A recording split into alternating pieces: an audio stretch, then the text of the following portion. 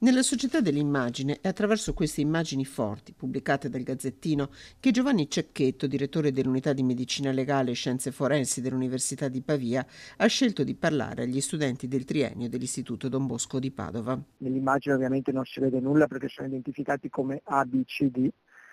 ma questi 4 ragazzi hanno in comune una cosa: una sera decidono di fare un'esperienza nuova. Purtroppo questi ragazzi, oltre ad avere questa esperienza, questa cosa in comune, hanno un'altra cosa in comune, purtroppo, che sono io, perché sono la persona che ha eseguito la loro autopsia. Un incontro articolato in cui Giovanni Cecchetto con Guido Viel e Cristina Cecchetto hanno affrontato il tema delle dipendenze a 360 gradi, quali sono gli effetti delle droghe ma anche dell'alcol, cosa accade agli organi umani, il significato di dipendenza e come si può entrarne ma anche uscirne. Immagini che colpiscono molto i ragazzi di terza, quarta e quinta superiore a cui è rivolto il percorso. Tutto questo li colpisce e li colpisce molto, con un messaggio che però purtroppo è un messaggio che loro devono sapere, e il messaggio è questo: la verità è che purtroppo la droga è come avere una pistola in una roulette russa.